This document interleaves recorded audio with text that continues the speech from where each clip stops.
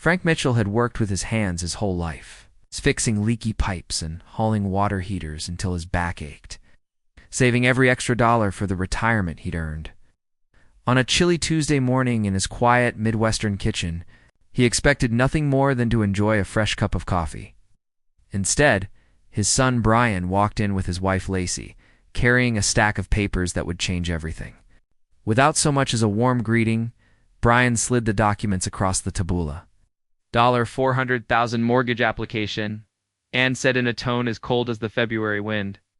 Dad, you've saved enough. It's time to help us. Lacey barely looked up. From her phone, scrolling through photos of marble bathrooms and sprawling master suites. Isn't it perfect for starting our family? She said with a smile that didn't reach her eyes. Their combined income was $75,000 a year.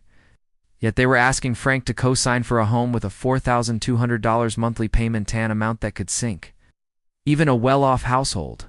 Frank's hands tightened around his coffee mug. He'd raised Brian to work hard, to live within his means. Now his only son was treating him like a bank account with legs. The word no formed in Frank's mind before he even spoke it aloud.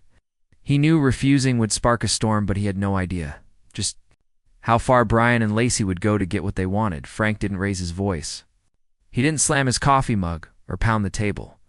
He simply slid the mortgage application back toward Brian with the same steady hands that had once guided his son through his first bike ride. No, Brian, he said, his voice low but firm. For a moment, the kitchen was silent, except for the faint hum of the refrigerator. Lacey's phone clattered onto the table as she leaned forward, her expression snapping from sweet to sharp in an instant. Excuse me? I'm not co-signing. For a house you can't afford, Frank repeated, his eyes fixed on his son. Brian's face reddened. Are you serious right now? After everything we've done for you? Frank blinked. Everything you've done for me? What exactly would that be? Lacey's tone rose, dripping with wounded pride. We visit you. We include you in our lives. We actually care about having a relationship with you, and like some people's kids. Frank set his mug down with deliberate care. Visiting your father isn't currency, Lacey. You don't get to trade it in for a mortgage. Her cheeks flushed, and in an instant the crocodile tears arrived. I should have known you'd choose money over your own son's happiness. Saw it then clear as day in Brian's eyes. Resentment. Entitlement. The boy who once spent summer afternoons helping him fix the neighbor's leaky faucets for free was gone. In his place sat a man who saw his father not as family, but as a financial lifeline to be tapped until it ran dry. You owe us this, Brian said quietly, and those 5 words hit Frank harder than any physical blow. Lacey pushed back from the table, her chair scraping across the tile. Come on, Brian. We're wasting our time here. Brian hesitated, glancing between his wife and his father. For a brief moment, Frank thought he saw the son he'd raise, thought there might be a crack in the wall Lacey had built around him. But then Brian gathered up the mortgage papers, his hands shaking. You'll regret this, Dad. Lacey paused at the door, her eyes narrowing into something cold and venomous. Don't expect us to keep pretending we want you around when you clearly don't care about our future. The door slammed so hard the windows rattled. Frank sat there for a long moment, staring at the empty space where the papers had been. His coffee had gone cold, a thin film forming across the surface. The house, once a place of warmth, suddenly felt smaller, emptier. He didn't just lose a conversation that morning. He felt like he'd lost his son. Not to distance, not to death, but to greed. Frank stood slowly and walked into his study. From the desk drawer, he pulled out a small spiral notebook. It was something he'd used for years to jot down repair jobs, appointments, and important notes. Today, it would take on a new purpose. He opened to a fresh page and wrote the date. At the top, then he began to record word for word what had just happened. He was still writing when his phone buzzed. Brian's name flashed on the screen. Frank let it ring through to voicemail. It rang again and again. On the 4th call, he picked up. What, Brian? Do you have any idea what you just did? Brian's voice cracked with disbelief. Frank, Could hear Lacey's voice in the background, sharp and urgent. Tell him about the inspection deadline. Tell him we'll lose the house. Dad, Brian said we have 48 hours to secure financing, or we lose our $25,000 deposit. Well, all because you're being selfish. I'm being realistic, Frank replied. You've got 6 figures sitting in retirement accounts you'll never spend. And I'm not risking it for a house you can't afford. Lacey's voice cut in, suddenly syrupy. Frank, this is just so hard for us. We've dreamed about this house for months. Planned our whole future around it. You should have planned better, Frank said flatly. Her tone snapped from sweet to scalding. You're a selfish old man who's going to die alone with all that money you're hoarding. Don't expect us to come running when you need us. The line went dead. Frank sat back, the phone still in his hand. If they thought guilt and insults would change his mind, they were wrong. But he knew now this was only the opening move in. Whatever game Brian and Lacey intended to play, and for the first time that morning, Frank felt something beyond disappointment. He felt resolved. By the next morning, Frank's phone was buzzing before he'd even poured his first cup of coffee. Frank, what's going on? It was his sister Carol. Brian called me last night in tears. He says you refused to help them buy their house. That doesn't sound like you. Frank took a slow breath. Did he tell you it's a $400,000 house? Or that they want me to co-sign on a mortgage with payments they can't afford? A pause. Well, no. He just said you were holding on to money you'll never use, and that family should come first. Carol, they make good money. You just spend it all and then expect me to cover the difference. Carol's voice softened, but not with understanding. Frank, he's your son. Don't be so hard on him. Frank ended the call politely, but inside, the knot in his stomach tightened. That was one conversation. There would be more. Within hours, his brother Dave called. Then his neighbor, Mrs. Parker. Then a man Frank hadn't heard from in years, a friend of Brian's from high school, each carrying the same version of the story. Brian and Lacey were heartbroken, blindsided, and couldn't understand why. Frank was being so cruel, and each time Frank heard the unspoken question in their voices, what kind of father refuses to help his own son? It didn't take a detective to figure out what was happening. Brian and Lacey were working the phones, calling anyone who might pressure Frank into changing his mind. They weren't just asking for help, they were painting him as the villain in their little drama. Then the social media posts started. Frank didn't use Facebook himself, but his neighbor Mrs. Chen didn't. She had no problem sharing what she saw. She caught him at the mailbox that afternoon, phone in hand. Frank, have you seen this? She asked, tilting the screen toward him. There, in full color, was a picture of Brian and Lacey standing in front of a for sale sign, looking somber and defeated. The caption read, "When your own father chooses money over family, dreams die. We'll have to settle for less. But at least we have each other." Frank's jaw tightened. The comments were worse. Some parents forget what family means. Money can't buy love, but it sure can buy selfishness. If I had a father like that, I'd never speak to him again. People Frank had known for decades, folks. He'd helped fix leaky sinks for free. Neighbors he'd loaned tools to were suddenly seeing him as a miserly old man. The next day at the grocery store, cashier Linda didn't smile or ask how his week was going. She just rang up his items without a word. At the hardware store, Tom Murphy, who'd been giving Frank a friendly discount for years, kept his eyes on the register. His usual small talk gone, and it wasn't just strangers. At church that Sunday, conversations stopped when he walked in. People turned away or gave polite, tight-lipped nods instead of their usual warm greetings. Frank felt the isolation closing in. He knew the truth, but the truth didn't matter if no one else could see it. In a small town, reputations can turn on a dime, and once a rumor takes hold, it can spread faster than the truth ever will. That evening, sitting alone at his kitchen table, Frank opened his spiral notebook again. He flipped to a fresh page and wrote across the top, "Evidence Smear Campaign." He started listing every phone call, every person who'd repeated Brian and Lacey's version of events, and every social media post that Mrs. Chen sent him. He saved each screenshot she forwarded, carefully labeling them with dates and times. This wasn't just family drama anymore. This was calculated public pressure, designed to wear him down until he gave in. But Frank wasn't a man who folded.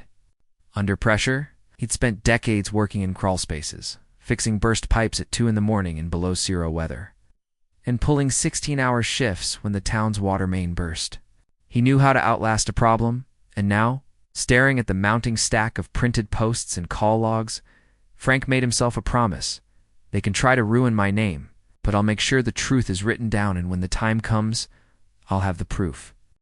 Frank had been underestimated before by contractors who thought a plumber couldn't read a blueprint, by inspectors who assumed he'd cut corners, and now by his own son and daughter-in-law, believed an old man wouldn't know how to protect himself. They were wrong. If Brian and Lacey wanted to play games, Frank would play but by his rules.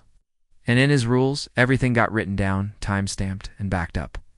He cleared off the dining room table, brought in his old banker's box from the garage, and began sorting the evidence.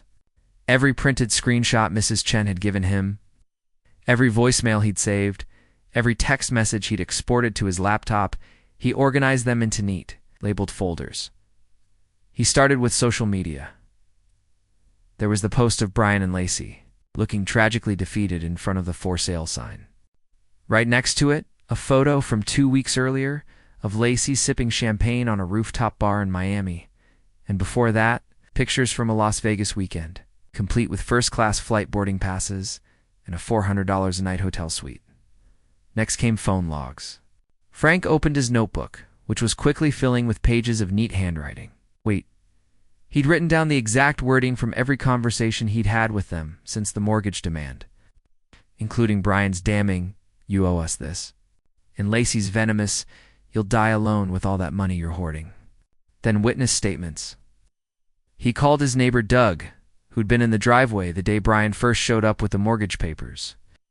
Doug remembered hearing Brian raise his voice and caught part of Lacey's family helps family speech. "I'll write it down for you," Doug offered. Frank also reached out to an old friend, Mark, who'd overheard Brian bragging at a cookout last summer about how Dad will help us get into a place. No problem. Mark remembered Brian saying it like it was a sure thing before they'd even started house hunting.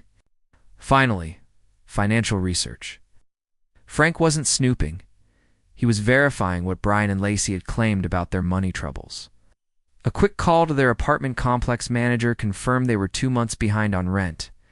The dealership, where Brian leased his BMW, confirmed a $1,200 monthly payment, and thanks to a loose-tongued family friend, Frank learned they were carrying nearly $48,000 in credit card debt. With every detail he uncovered, the picture became clearer. Brian and Lacey weren't victims of an unfair father. They were living far beyond their means and counting on Frank to clean up the mess. Frank didn't rush to confront them. He'd learned in life, whether fixing a burst pipe or handling a personal crisis, that the best approach was steady, methodical work. You don't just slap duct tape on a leak. You find the source and fix it properly. And the source here wasn't just Brian and Lacey's entitlement. It was their belief that Frank wouldn't fight back. He was going to prove them wrong. Frank bought an external hard drive and copied every file, every recording, every screenshot. He created a physical binder with color-coded tabs, social media, text messages, voicemails, witnesses, financial records. On the spine, he wrote in block letters, "Evidence Brian and Lacey 2024. This wasn't about revenge. It's about self-preservation. If they tried to take him to court or worse, drag his name through the mud in a way that could affect his retirement, security, he'd have the truth ready to lay out in front of a judge." By the time the sun dipped low and the shadows stretched, across the dining room, the banker's box was full. The binder was complete. And Frank's resolve had settled into something unshakable. He knew Brian and Lacey would escalate. He could feel it in his bones. But for the first time since this whole mess began, Frank didn't feel cornered. He felt ready. Frank didn't have to wait long for the next move. 3 mornings later, the mailman knocked instead of leaving letters in the box. In his hand was a large, thick envelope with certified mail stamped across the front. The return address was a law firm in Minneapolis. Frank thanked him, signed the slip, and carried the envelope to the kitchen table. He didn't open it right away. Years in the trades had taught him that when you're about to face something unpleasant, you brace yourself first. You don't just charge in, you make sure your footing is steady. When he finally slit the envelope open and unfolded the papers, the words seemed to shout off the page. Complaint for damages. Brian Mitchell and Lacey Mitchell versus Frank Mitchell. Amount demanded $400,000 plus costs and attorney fees. Frank read every line. The accusations were carefully crafted, dressed up in legal language, but the meaning was unmistakable. They were claiming he'd made repeated verbal promises to help with their first home purchase, that he'd created reasonable expectations of financial support through his words and actions, and that his sudden refusal had caused them severe emotional and financial distress. The part that made his hands tighten into fists was near the end. They were alleging age-related cognitive decline, suggesting he might have forgotten promises made to family, and that court intervention was necessary to protect all parties. It was a calculated insult and attempt to paint him as a confused old man who didn't know what he was doing. Frank leaned back in his chair and stared at the ceiling. They weren't just trying to guilt him anymore. They were trying to steal from him legally. He reached for the phone and called Susan Reynolds, the attorney who had helped him with his will and estate planning. She picked up on the second ring. "Frank, what's going on? They filed suit, Susan? $400,000? And they're claiming I've got cognitive issues." There was a pause, then Susan's voice dropped into the calm, controlled tone Frank remembered from when she'd handled a nasty probate dispute years ago. "Can you come in this morning? Bring the documents in your evidence file." An hour later, Frank sat in her office, the thick complaint spread across her conference table. Susan scanned each page, occasionally shaking her head. "This is aggressive," she said. "They're not just suing, they're setting up a credibility attack. They'll try to get witnesses to say you promised them money. They'll twist casual family comments into binding commitments. They'll claim your refusal proves you're confused or forgetful." Frank kept his voice steady. "I never promised them a dime for that house. Not once. I believe you. But the court will need more than your word, the good news. You've been documenting everything." Frank slid the binder across the table. Every call, every text, every post. Even witness statements from people who overheard conversations. Susan flipped through the pages, nodding. "It's excellent, Frank. Exactly what we need. We'll respond formally and file counterclaims, defamation, harassment, abusive process. And we'll request full discovery of their finances and communications. Once we lay their real spending next to their Poverty Act, the judge will see the truth." Frank almost smiled. "So we don't back down." "Absolutely not," Susan said. "But be prepared. They're betting you'll settle rather than go through the stress of court. We're going to show them they bet wrong." By the time he left her office, Frank felt that steady, unshakable determination again. The kind he used to feel when staring down a busted water main at midnight, knowing the job would be tough, but knowing he could finish it. Driving home, the lawsuit envelope sat on the passenger seat, no longer feeling like a threat. It was just another problem to solve. Frank had already started on the solution. Frank didn't waste a day. The morning after meeting with Susan Reynolds, set his old workman's discipline into motion. In his world, you didn't just fix a leaky pipe, you found out why it leaked in the first place. And with Brian and Lacey, the why was becoming clearer by the hour. Step 1. Lock down the evidence. Frank bought a second external hard drive, copying every file from his laptop, voicemails, texts, screenshots, and the neatly scanned witness statements. He wasn't about to risk a single document getting lost or accidentally deleted. Step 2. Find the weak spots. Susan had told him the key would be undermining their credibility. So Frank dug deeper into what he already knew. He called the manager at their apartment complex again, this time asking for an official letter confirming the 2 months back rent. She faxed it over within the hour. Next, Frank phoned the dealership handling Brian's BMW lease. A polite conversation with the finance manager yielded confirmation. $1,200 a month for a luxury Courtroom, yes. Payments were behind there too. Then came the real gem. A friend of Brian's from college called Frank out of the blue. "Hate to get in the middle of family stuff, but Brian hit me up for $3,000 last month, said you were being unreasonable. But after I saw that Vegas trip on Instagram, the man trailed off. Frank didn't need him to finish. Step 3. Catch them in their own words. Minnesota was a one-party consent state, which meant Frank could record any conversation he was part of without telling them. 8. So when Brian called later that afternoon, Frank was ready. "Dad, I just think we got off on the wrong foot," Brian began. "You know, we'll pay you back. We just need you to co-sign so we can get started." Frank kept his tone calm. "And how will you make the payments? With $48,000 in credit card debt?" Silence. Then Lacey's voice cut in, sharp. "You called the bank, didn't you? You're investigating us?" "I'm protecting myself," Frank said simply. "You're unbelievable," she snapped. "Your own son, Frank?" Cut her off. "My son, which is why I raised him to know better than this." Click. They hung up. But Frank already had what he needed. An admission that they were aware of their debts and still pushing him to take on their mortgage. Step 4. Let Susan sharpen the knives. When he met her the next day, Frank handed over a stack of new documents and the fresh recording. Susan listened, her expression hardening. "This is gold. We'll file a formal response to their complaint, along with counterclaims for defamation, harassment, and abusive process. And during discovery, we'll subpoena their complete financial records and social media history. Once we lay out their spending next to their claims of hardship, the judge will see exactly what's going on." Frank nodded. "Let's do it."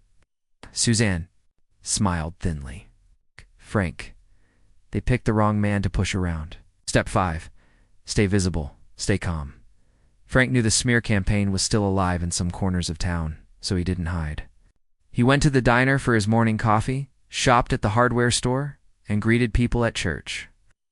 If anyone mentioned the lawsuit, he didn't rant. He simply said, "We'll let the truth come out in court." That calm, confident approach began to turn the tide. People who'd believed Brian and Lacey's version started to wonder why Frank wasn't acting defensive. Few even asked quiet questions. Is it true they just went to Miami? Or didn't Brian just get that new gaming setup? Frank didn't need to answer directly. The rumors were starting to collapse under their own weight by the end of the week. Susan had the formal legal response ready, thick with documented evidence and requests for discovery. She slid the folder across her desk to Frank. "Once this is filed," she said, "the ball's in their court. I have a feeling they're not going to like what comes next." Frank took the folder, feeling that familiar steadiness in his chest. He'd spent a lifetime solving problems one step at a time. This was no different, just bigger stakes. They'd tried to corner him. Now, the tables were turning. The morning of the hearing dawned cold and gray. It's the kind of Minnesota winter day that makes you grateful for a warm coat and a clear conscience. Frank pulled on his best suit, the same one he'd worn too. Brian's college graduation, and drove into town with Susan Reynolds, riding shotgun. He'd half expected Brian and Lacey to arrive looking appropriately humbled. Instead, they swept into the courthouse foyer like they were walking a red carpet. Lacey wore a sleek black dress that probably cost more than Frank's entire wardrobe. Brian had on a brand new tailored suit, his hair perfectly styled.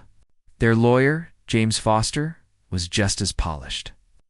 Carrying a leather briefcase that looked like it had never touched the ground, inside the courtroom, Judge Margaret Henley presided from the bench with a reputation that preceded her, sharp, impatient, with nonsense, and famously unmoved by theatrics. Foster went first, his voice smooth as polished marble.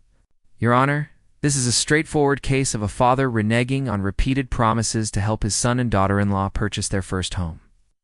My clients relied on his word, invested emotionally and financially, and have suffered significant hardship from his sudden refusal." Brian took the stand, his tone rehearsed. He spoke of family values, of trust broken, of the dream home they'd found, and the deposit they'd risked. According to him, Frank had encouraged them to house hunt, assured them that family helps family, and then inexplicably turned his back. When it was Lacey's turn, she turned on the tears. "We just wanted to start a family in a safe neighborhood," she said, dabbing at her eyes with a tissue. "He told us our happiness was his priority. I don't understand how he could abandon us like this." Judge Henley's face gave nothing. away, but Frank noticed her pen pause over her notepad more than once. Then it was Susan's turn. She rose slowly, her voice crisp and steady. Your Honor, the defense will show that not only were there no promises made, verbal or otherwise, but that the plaintiffs have engaged in a sustained campaign of manipulation, misinformation, and financial deception. We will prove that this lawsuit is not about justice. It is about attempting to coerce $400,000 from a man who owes them nothing. Frank took the stand. No theatrics, no raised voice, just facts. He walked through the timeline, detailing the mortgage demand, his refusal, and the avalanche of pressure that followed. Suzanne introduced the binder. The courtroom fell silent as she laid out the evidence. Screenshots of Brian and Lacey's luxury vacations posted within weeks of their "we can't afford groceries," claims social media captions lamenting their poverty paired with photos of $100 steaks and champagne, the apartment manager's letter confirming a late rent, the BMW lease statement showing $1,200 monthly payments, witness statements from neighbors and friends documenting their past boasts about Dad paying for the house. And then came the recordings, Brian's voice, clear as day. We never thought you'd fight the lawsuit. Our lawyer said most elderly people settle rather than go through the stress of court. When it ended, you could hear the creak of the judge's chair as she leaned forward. Mr. Foster, she said, fixing Brian and Lacey's lawyer with a hard stare. Do you have any written documentation, any contract, email, or text showing a specific promise from Mr. Mitchell to provide $400,000 for a home purchase? Foster hesitated. No, Your Honor. But verbal family agreements. I didn't ask about verbal family agreements, she cut in. I asked for proof. Silence. The judge's ruling was swift and unsparing. She dismissed the lawsuit with prejudice, awarded Frank full reimbursement of his $28,000 legal fees, tacked on $15,000 in punitive damages, and issued a restraining order against Brian and Lacey. But she didn't stop there. This court refers the matter to the state attorney's office for investigation into potential perjury. Lying under oath is a felony, and I will not have my courtroom used for fraud.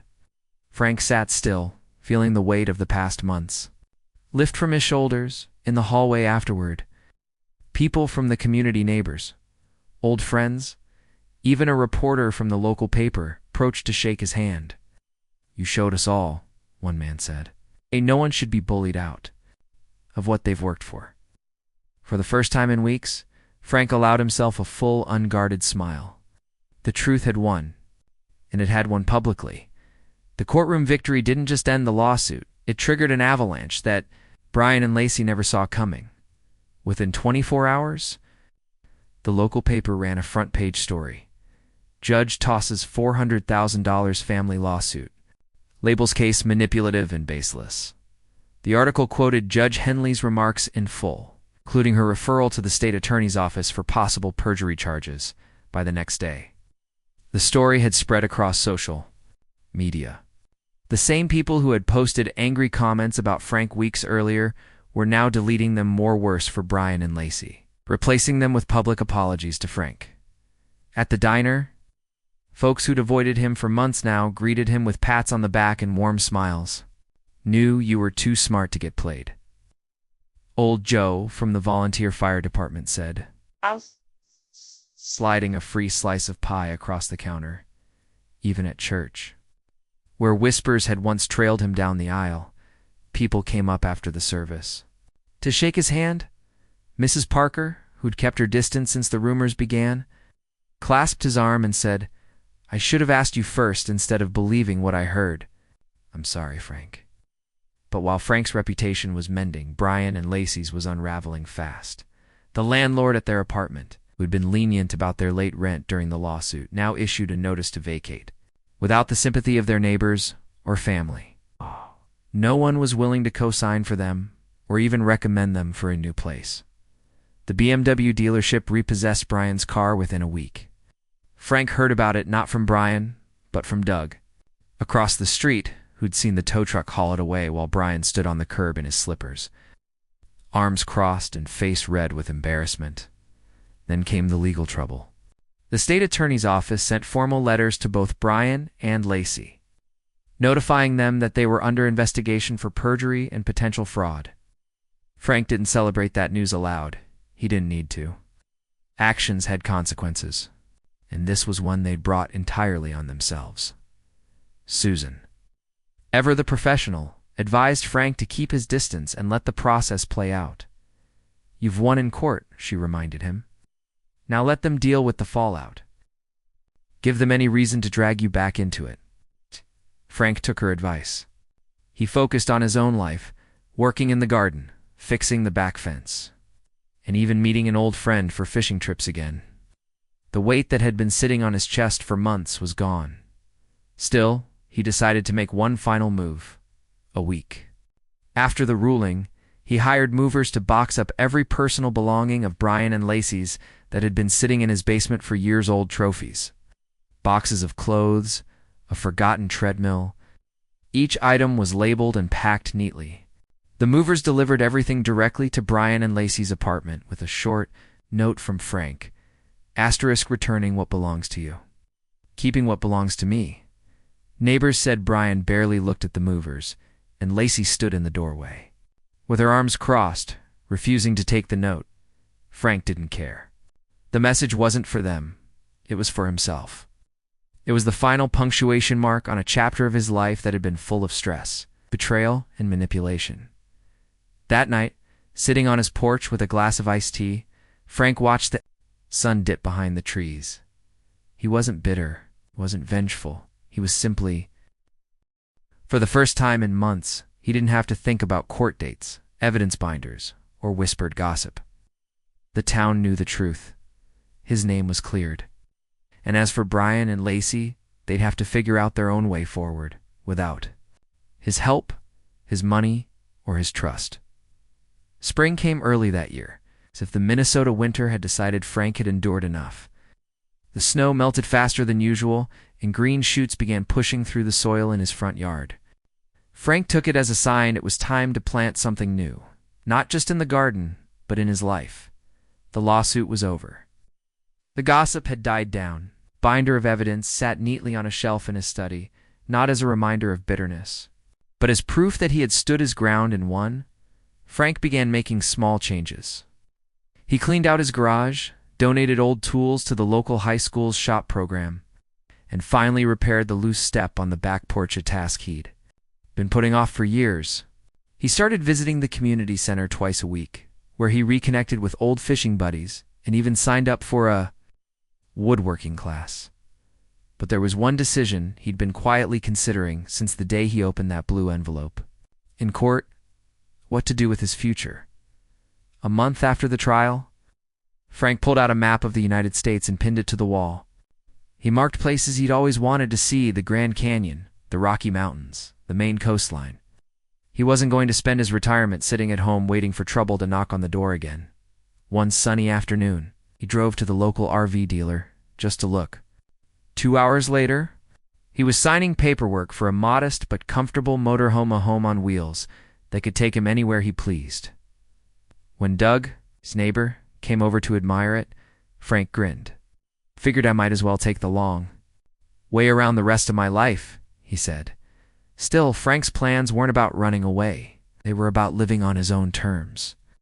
The betrayal from Brian and Lacey had hurt, but it had also reminded him of something important: his independence. It wasn't just about money, it was about choice. It's a choice to say no when something was wrong. The choice to protect what he'd worked for. The choice to move forward without looking back. Before he left town on his first trip, Frank stopped by Susan Reynolds' office to drop off a thank you basket coffee, gourmet chocolates, and a handwritten note. "You didn't just defend me. In court, you gave me my peace back." Susan smiled when she read it. "Frank, you did the hard part yourself. I just made sure the court heard it." The next morning, Frank eased the RV out of his driveway, the early sun glinting off its windshield.